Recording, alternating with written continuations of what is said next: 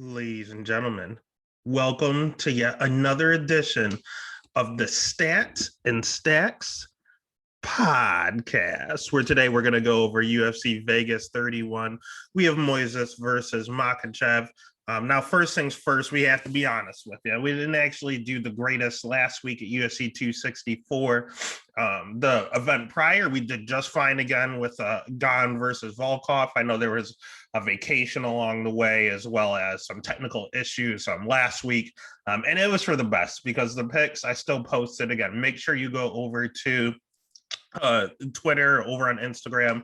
Give a like to the Stats Stacks podcast for the official bets. Remember, we do not bet until after every single weigh-in is complete.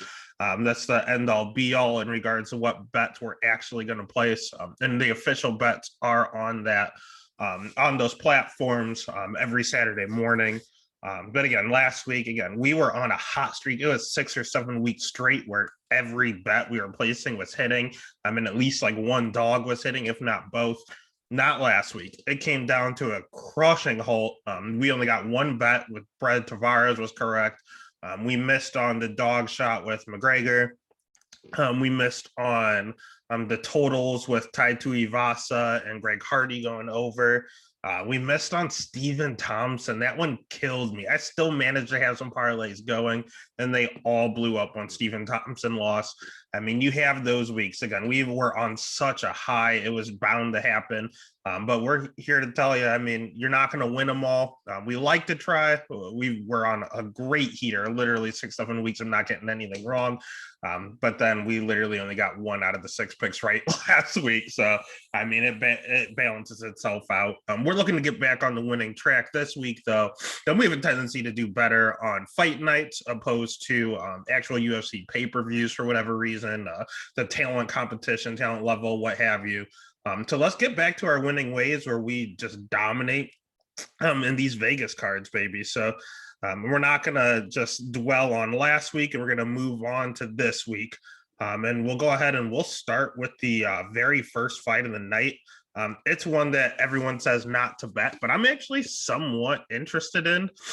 We have Alan Badeau coming in at a plus 265 dog. And the comeback on Rodrigo Nascimento is minus 355. Now that line is changing. More money is coming in on Nascimento. The last time I checked, I thought Badeau was like a plus 280 dog. Nascimento at minus 360. The over 1.5 is plus 105. Under 1.5 was minus 135 the last time I checked. We'll start actually with Badeau, just because there's not a lot to talk about. His striking's okay. We know that he's a main training partner for Ciryl Gane. Well, not main anymore, probably, but he used to be a main training partner for Ciryl Gane, still at the same camp that Francis was from. Like, I can only imagine this dude fighting Gane and Francis during practice. I mean, right now he's a striker, I guess is what you would call him. What you should call him is a light heavyweight. He's not a true heavyweight, way too small for the division. Honestly, you could probably make middleweight. And he tries to fight like one. He throws a lot of spinning attacks, a lot of spinning elbows, a little like spinning wheel kicks, just some real flashy stuff. His jiu-jitsu game is just non-existent. His wrestling leaves a lot to be desired. So all he really is a flashy striker with no jiu-jitsu and no wrestling. If you want to beat this guy, I mean, Tom Aspinall is a British boxer. Don't get me wrong. Tom Aspinall is nasty. I think he's literally a top 10 heavyweight already. And he has a good ground game. It's very sneaky underrated. But for him to go in and take him down and pound him out in a minute and a half, it just looked way too easy.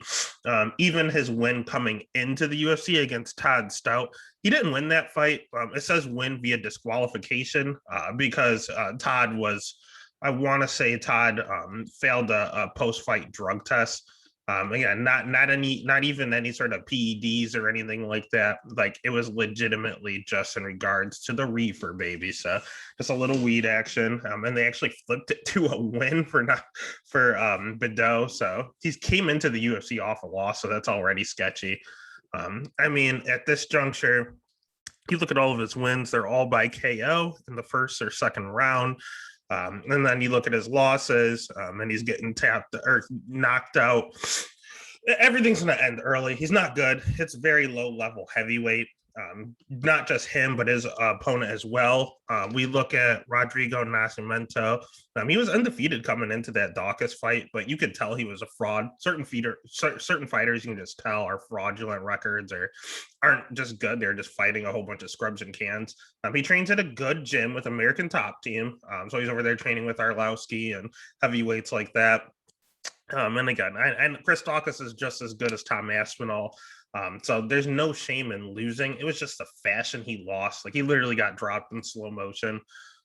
He has a win over Dontel Mays. Cool. Dontel Mays is one of the worst heavyweights in the division. Otherwise, that's about it. He is a purple belt in Brazilian Jiu-Jitsu. When he did tap out Mays, I did like how he threw the hooks in, and it looked smooth on the ground. But his wrestling is not the greatest. Again, Bedo's is awful. So if he wants it down, he most likely can. But the way he fell against Dawkins, I know it's probably recency bias, but he's not fighting anyone good. And the one person he did, he got dropped in 40 seconds, and all it took was one punch. So the safe thing, when it comes to a betting standpoint, the pick is going to be Nascimento, just because he has a few knockout wins too. He has a little bit of power. His striking's not good, but it's heavyweight. You can knock out anyone. And he also has that ground game where he could finish him that way. So the pick will be Nascimento. I'll agree with Vegas there. It's just the line is off because Nascimento is very, very hittable. And he's going, and the only thing Bedo can do is strike. So if Bedo's gonna have the speed advantage and enough power to knock out Nascimento as a suspect chin who's very hittable, I mean, it's likely he could knock him out. So the pick will be Nascimento. The bet, instead of choosing, I mean, the dog value is nice at plus 280. I considered just throwing something on there, but it's a very, very first fight of the night. If it was a fight later on and I was already winning, or like two legs of my parlay already came through, then I would throw money on him. First fight of the night. Let's start with just something easy. And I'll take the under. I know the under set at 1.5, but at this fight, they both have routes to win. They're both very, very suspect in regards to how good they are. So the level heavyweight, just take the under and call it a day. I'm actually fairly confident this fight doesn't make it out the round and a half. So I honestly might even place a bet on it. Minus 135 is not bad value. All right, next fight of the night, we have Francisco Figueroa, not Davidson, his brother, going up against Malcolm Gordon. We have Gordon at plus 225 for the underdog status, and Francisco at minus 295. We have the over set at 2.5 at plus 105, and the under 2.5 at minus 135. And I'll tell you, the one that's driving that under down is Malcolm Gordon. This dude, this dude is decent on the feet. He has a Muay Thai background where he pressures a lot. He loves the pressure. He's kind of kill or be killed. Problem is he gets killed often because this dude might have the worst chin I've ever seen in MMA. Like, without any sort of sarcasm, you ask me who the worst chin is, who the chinniest fighter is in UFC history. This dude is definitely top 2, not even top 3. Like, I think he is it. You look at him, he's 12-5 career-wise. And he has 5 losses, correct? So look at his losses. He lost by a jab to Sue Majiri in the first round in 40 seconds. I remember watching that fight live. Sue literally jabbed him once, and he started falling backwards, stumbling. Then he caught him a second time, and he got stanky legged. Like, it's pretty sad. He's supposed to be really, really good on the ground, Malcolm Gordon. He's a black belt on the ground, but he got tapped out by Amir Albazi. So this killer be killed attitude, I totally get. Even his wins, like you see submission, and they're all in the first or second round. He is killer be killed with that pressure. But he got knocked out, he got tapped out, got knocked out in the regional scene in the first round, knocked out in the regional scene on the second round, knocked out in the regional scene in the second round. Like, it's not that you're just taking these knockouts. You were getting knocked out where the competition level is very low. That's saying something when you're coming into the UFC. The only benefit he has is the fact that he's fighting the wrong Figueroa brother. This Figueroa is not good. You look at his fight against Jerome Rivera, and he was scared of Jerome Rivera, which is the saddest thing, because I thought Jerome was the worst flyweight in UFC. He has to be cut by now after that loss to Zalgas. Yeah, Jerome Rivera is terrible, and he was scared to stand and strike with him. I know Rivera is decent on the ground, so he just kind of took him down and smothered him, and didn't move. Not a lot of advancement, not a lot of punishment on the ground. He just wanted to get a win. I think he just wanted to say he got a win in the UFC. I mean, red flag number one. He fought at Jungle Fight. Anyone that fights at Jungle Fight is trash, basically. I know you have some like Paulo Costa that made it out, but now he's starting to look like he's trash. When I think of Jungle Fight, I think of like Eric Silva. They always start hot and then fizzle out pretty quickly here. I don't have a lot of positives or negatives to say about Francisco. He also likes to pressure. He's definitely going to be fighting off his back foot against someone like Gordon, who is just, he knows he has a bad chin. That's the thing with Gordon, he'll acknowledge it. So he will go forward, and whether it's to get the takedown or whether it's to try to take you out before you catch him. He is really good about pressuring. So Francisco off the back foot will be interesting. Francisco just doesn't have any power based on what I saw. I know he has a few knockout wins in Jungle Fight that I could not find anywhere. Otherwise, the ones that are actually documented are mostly just kind of like submissions and decisions. He is a point fighter, and he's extremely hittable. And his wrestling was suspect. It only looked decent because he was fighting Jerome Rivera, who has no takedown defense. But he was getting clipped by Jerome, and that's scary because Rivera is not, again, I think he was the worst flyweight in the UFC. No offense, they do stuff that I can never do. I'll never be a UFC fighter, so all the kudos in the world to people like Jerome Rivera and the Malcolm Gordons of the world, but that doesn't mean you're good compared to everyone else. So, I mean, the pick is going to be, I guess, Francisco, just because Gordon is so shaky. I cannot bet on that chin. Or just say that chin is gonna win. I wanna really put money on Malcolm Gordon because of the value, but I can't trust that chin, so I'm just gonna take the under. Under 2.5 at -135 is honestly a really good line. Almost damn near parlayable because this fight is not going to make it long, in my opinion, because no Malcolm Gordon fight does. So the pick will be Francisco, begrudgingly. The bet would be the under 2.5.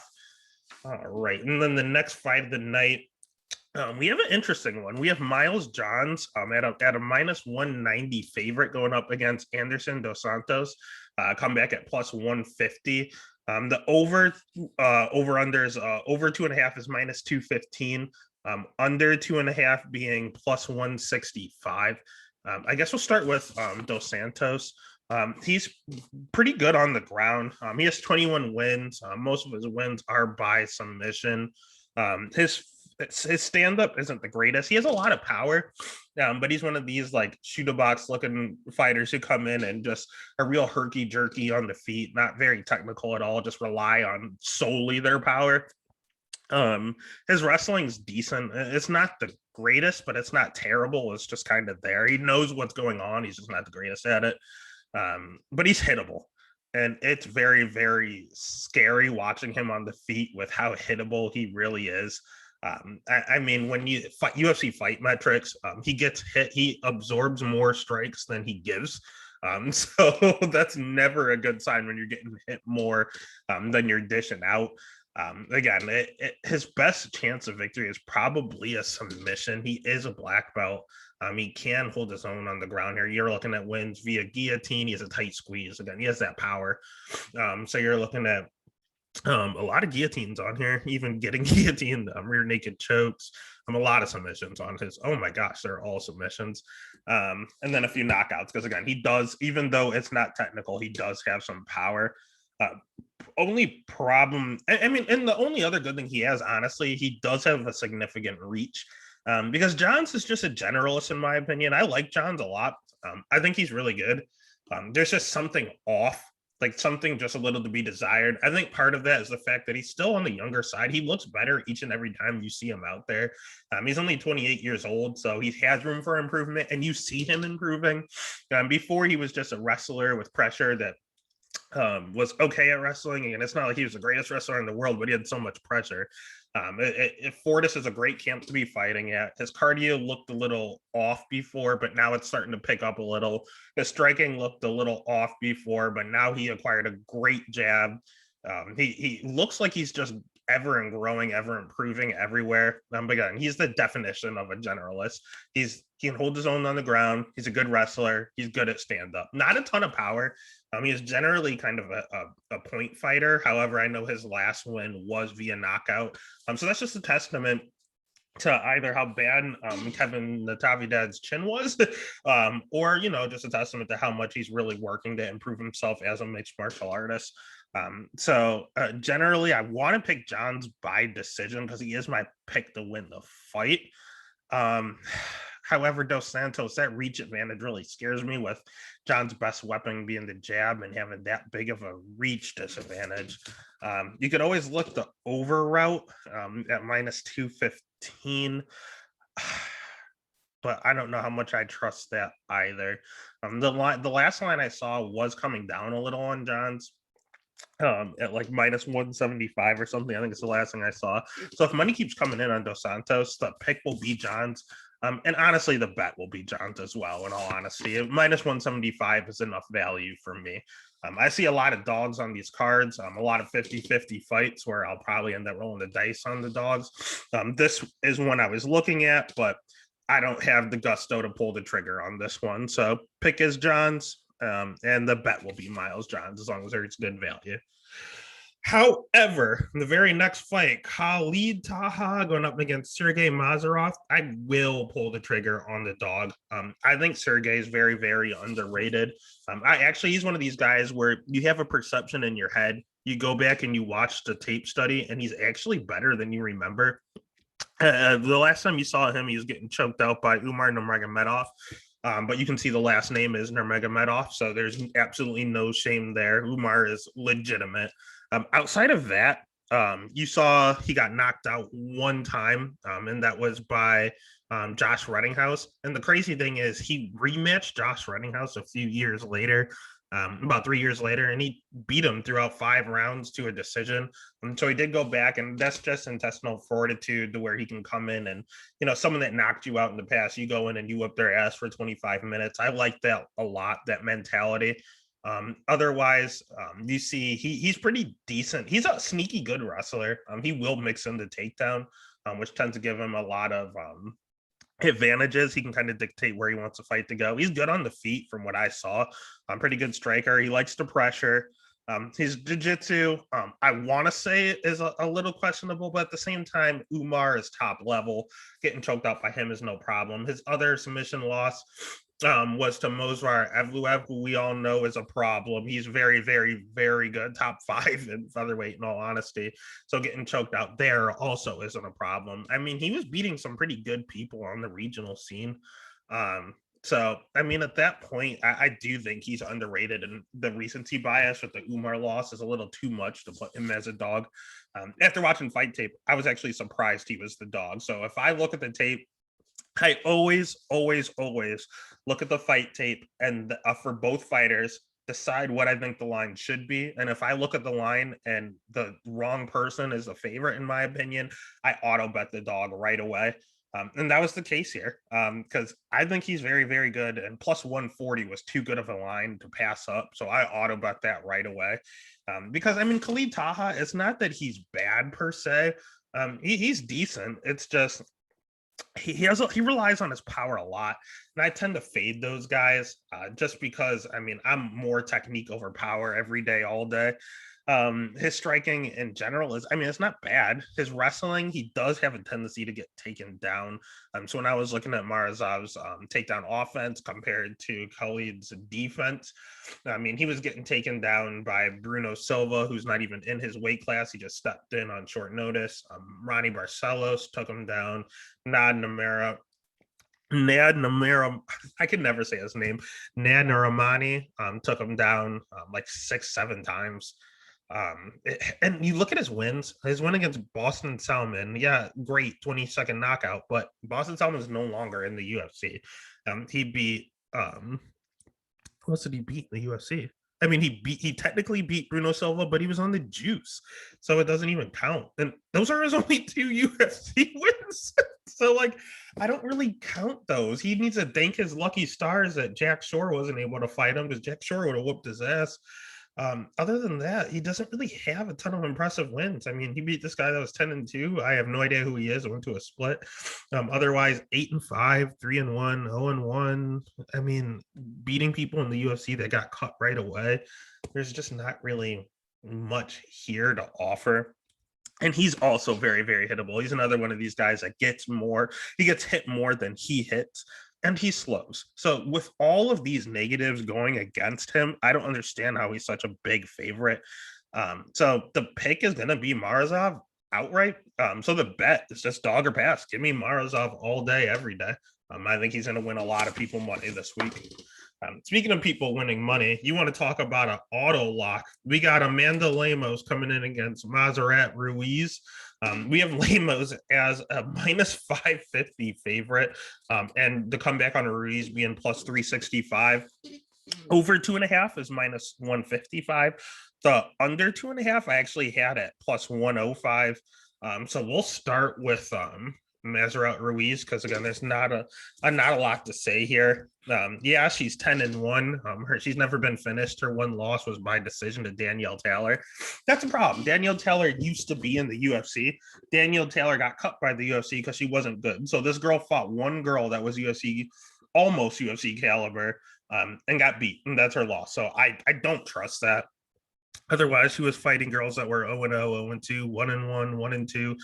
I mean, it's not good. She beat a girl with a scarf hold, and the scarf hold, I forgot who gave the interview, but they said, yeah, it hurts, but you're a bitch if you tap to that.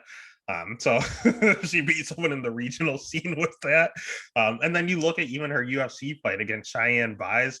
She wasn't, or Bays, she was not good. She head and armed her way to a victory. I was like, this has to be a fluke, because the head and arm is like the one move that you should not be doing in the UFC.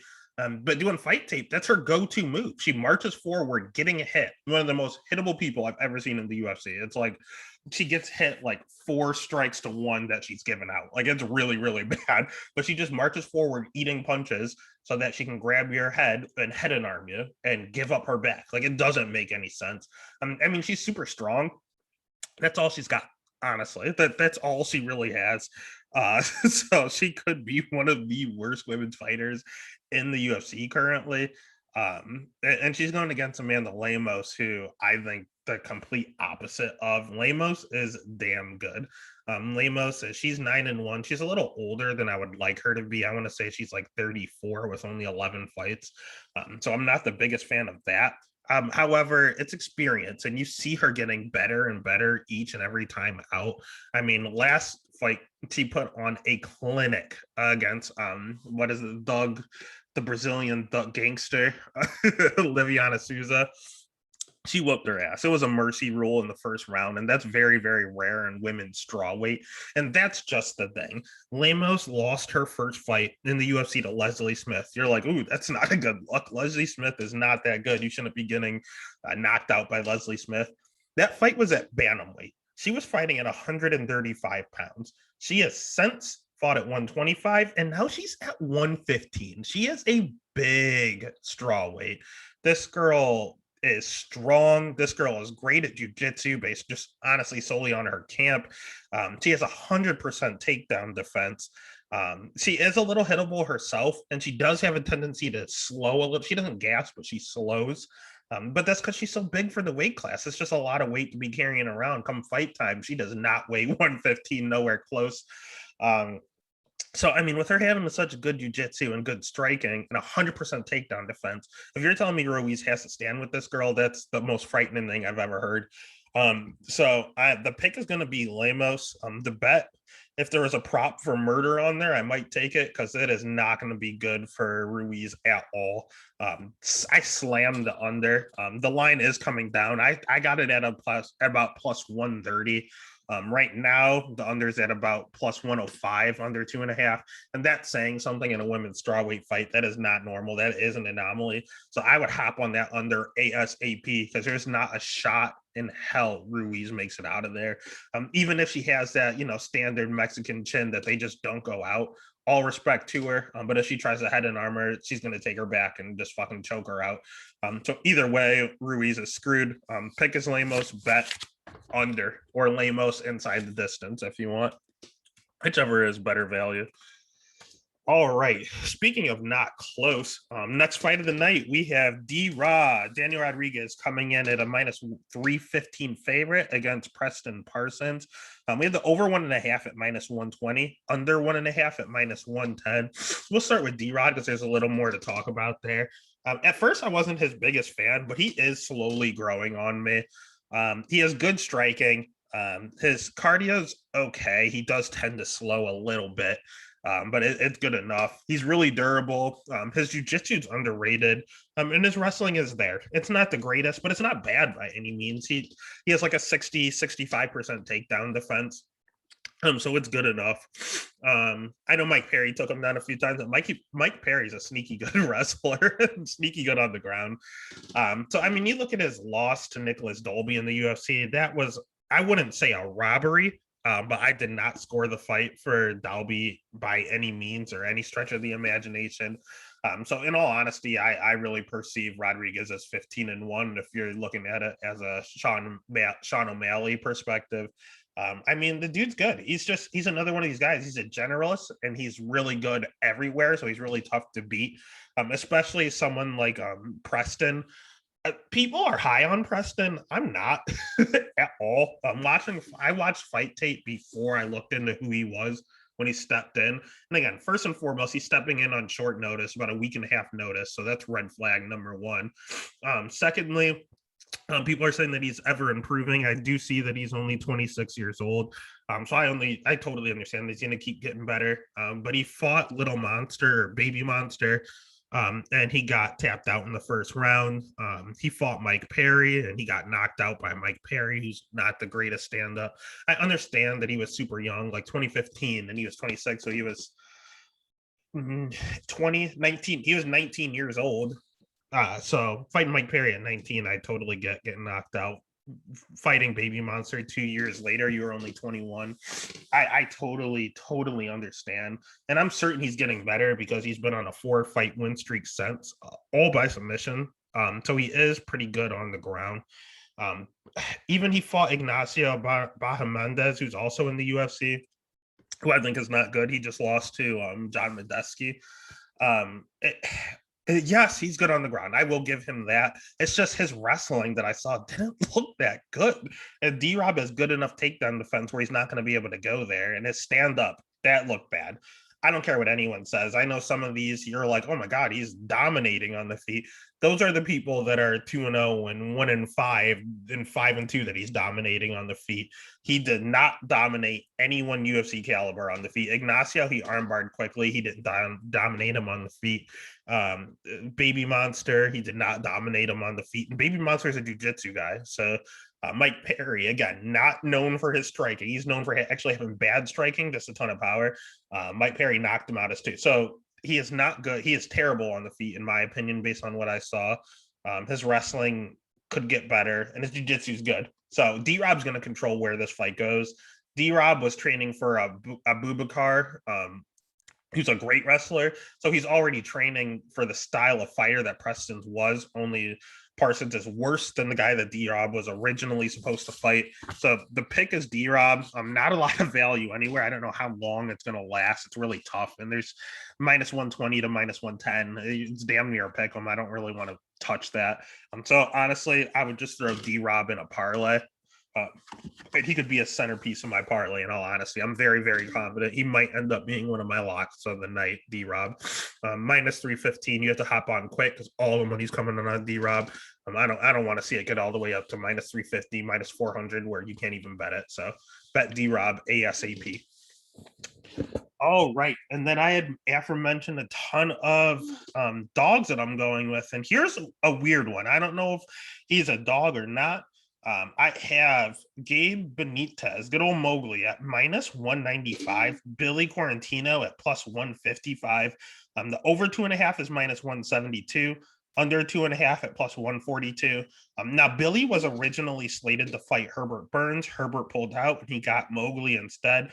Mowgli is significantly better than Herbert Burns, so it kind of sucks for Billy Q. However, when the line came out, Billy Q was the favorite. The line has completely flipped, and now Billy Q is the dog at plus 155. So again, I don't know if he technically is the dog. I mean, he's a dog now. It didn't open that way. And I kind of understand why. In all honesty, if I were lining this fight, I would line it as a pick'em. And again, I don't remember if I mentioned the over under. The over 2.5 is minus 172, under 2.5 at plus 142. I mean, Billy Q, I like a lot. Hometown. He's from Western New York, like myself. He has great cardio. That is his best quality. Like I've heard people say, never ending. That this dude does not get tired. He keeps the same pace for 15 straight minutes. It's insane. It doesn't make any sense. I don't know how it's physically possible. His striking's okay. I think people overrate his striking a little. It's not as good as people think, but it's okay. It's good. And his Brazilian Jiu-Jitsu is good. His BJJ is really, really good. He has no power whatsoever. That's a problem. If he had some power to go with that cardio, he'd be a monster, but he's not knocking anyone out anytime soon. And you can back him up a little just because he's just not physically strong enough, man. He's just Billy Q. He could make 45, but he's kind of skinny. It's just he's not like built. He's just like someone that you saw, like you would think he just hangs out at Trader Joe's or something. Like he's not an intimidating looking guy whatsoever. Um, he's not bad anywhere. Honestly, the cardio is a weapon, and his wrestling's a little shaky, but he's good on the ground, so he doesn't care that much. I just don't want him to get controlled like he did last fight against Gavin Tucker. Benitez on the other end prefers to strike. His Brazilian Jiu-Jitsu is okay. He can actually get backed up a little as well. So the way I see this fight going is going to be Gabe throwing a ton of leg kicks. I don't even want to get into the Gabe Benitez leg kicks. That's all they're going to talk about on the broadcast.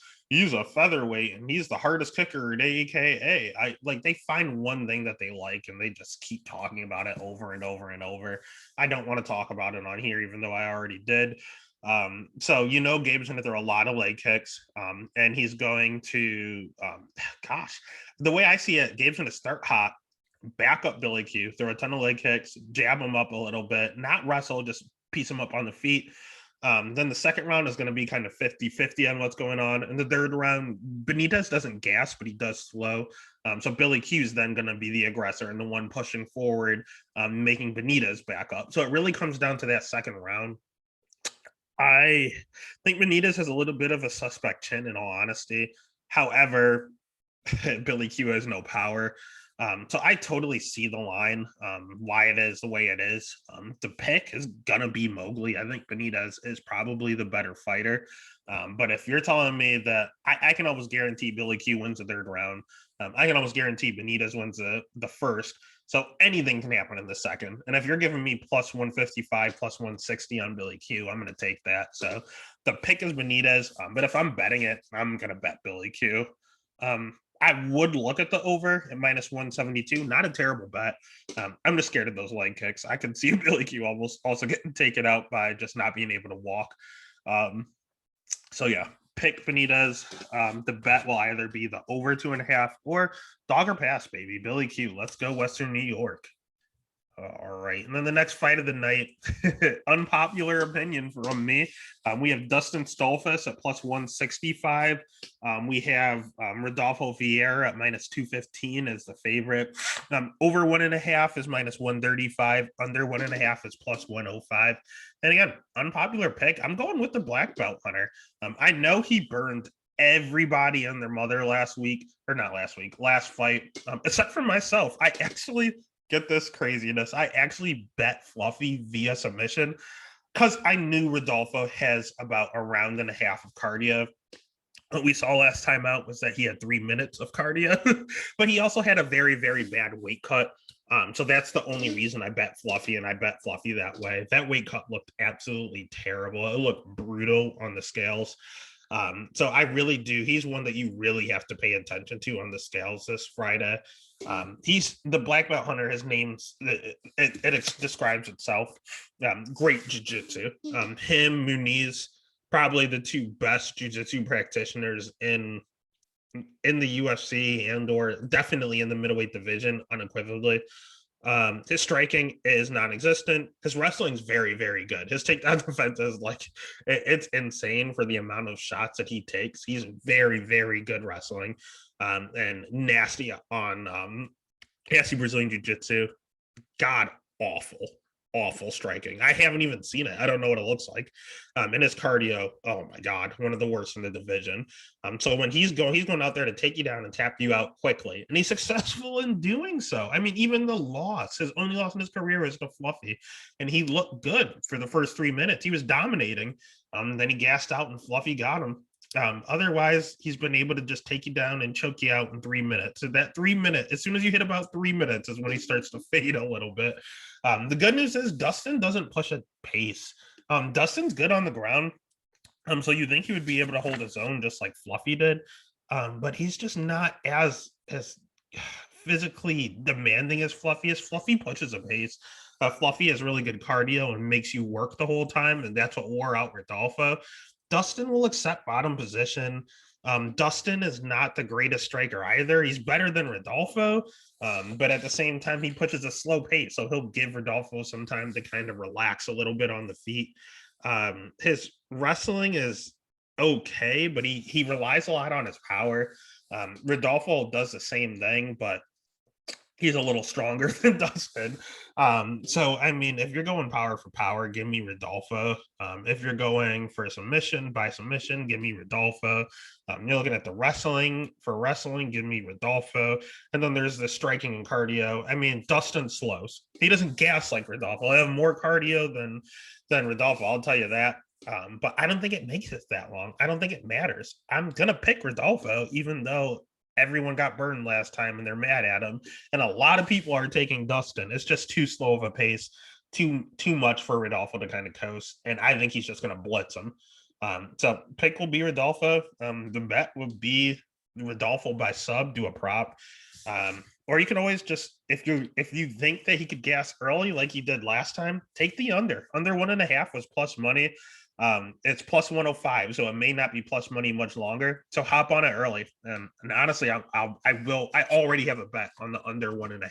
So pick Rodolfo, bet under 1.5. The next fight I'm torn on. We have Mateusz Gamrot going up against Jeremy Little Heathen Stevens. We have Gamrot at the minus 215 favorite, Stevens at the plus 165.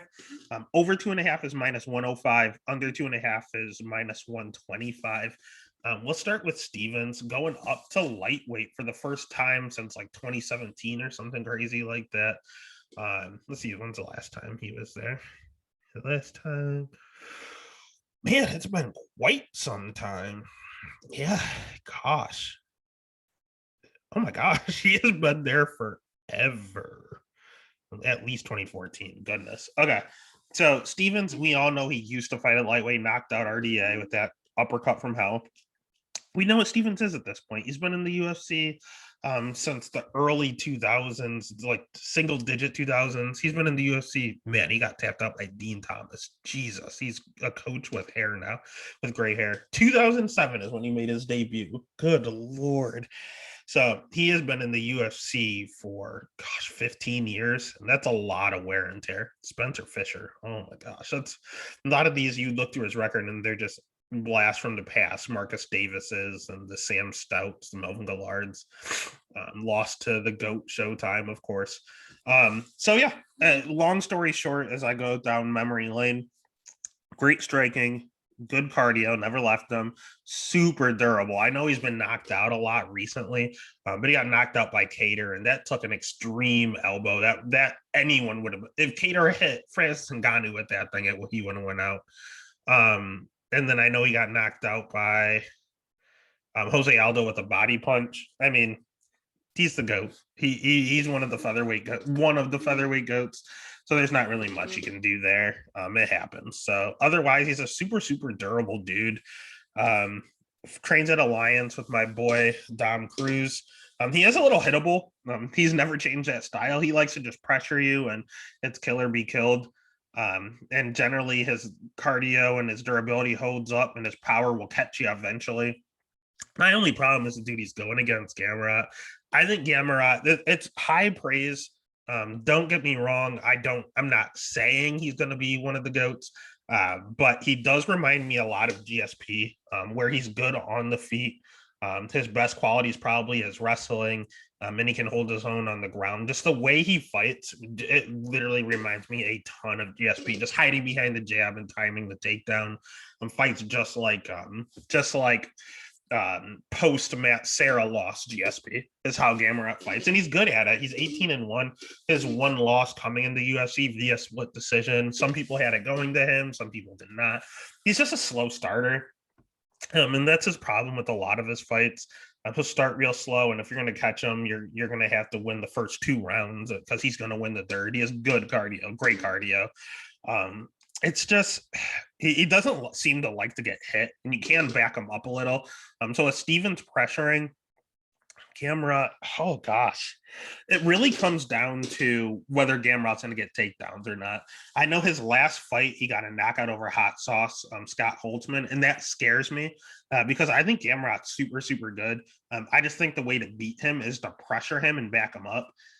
He doesn't tend to hold you down when he actually does get you down. He has great wrestling, but he can't hold you down too long. So I'm very scared that the pressure of Stevens and the fact that he doesn't like to get hit, like he's going to feel that Stevens power and not like it at all. So the pick is Gamrot, and I really had the over on here. He's durable. He's never been knocked out or finished or anything. I want to take the over 2.5 and be safe.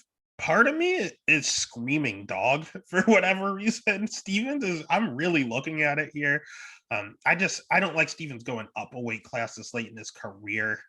I really want to pull the trigger on him, but I think I think people are overrating him a little bit. I know I just sat here and called him GSP. But I think it's just a little too much too soon. So the pick is going to be Gamrot. I do think he's going to win. I don't think I can bet Steven, so I'll just be safe and I'll bet the over -1.5. If he gets it done, I think he's going to have to get it done with his wrestling. Great ankle picks. That's his go-to. His ankle picks look phenomenal. Remind me a lot of myself. So pick is Gamrot, and I think he's going to put on his wrestling singlet and win. And then the bet will be the over at -105. Next fight of the night. Interesting one. Not one I care to watch. Just based on the circumstances. However, not one I really plan to bet either. We got the returning Miesha Tate -140 going up against Marion Renault at +110. We had the over 2.5 steamed -320, under 2.5 at +250. Don't even worry about the under. It's not going to happen. We'll start with Miesha. Yeah, you're not seeing this wrong. The last time she fought was a loss to Raquel Pennington in 2016.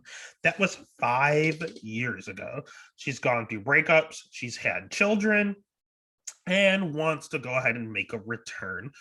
I understand getting the itch. I understand that she retired at a good time. She's only 29. She's only 34 now. It's not like she's over the hill by any means. It's just a matter if you believe in ring rust or not. There was some action coming in on Renault, and now it's starting to flip back over to the Tate side. No one seems to really know what to do. When it comes to Tate herself, her wrestling's okay. It's not like it's the greatest. It's just a lot of pressure wrestling. She keeps going and going and going until she finally gets you down. Her striking, I think, sucks. Per fight tape, it's god awful. I know she's scrappy, is the way I'll put it. It's not technical at all. It's just sheer early women's MMA scrap.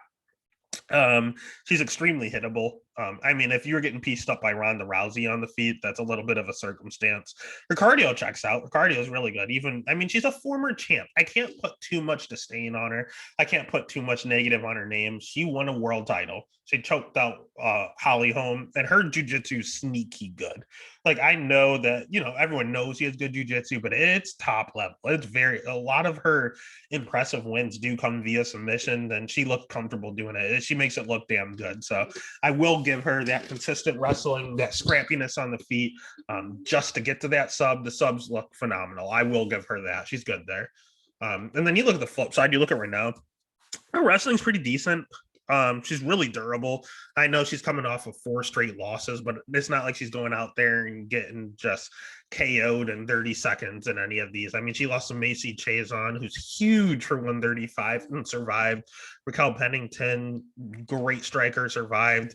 Yana, we just saw, I know she didn't look the greatest against Irene Aldana, but at the same time, Yana is a striker, and she actually went to the hospital after that fight because Marion Renault laid it on her at the end. And Kat Zagana, we know, is a tank. She's killing it in Bellator, and she is pretty good. I mean, she was a title contender, so she's pretty decent as well. She survived all decision, and that's why you see that line so high.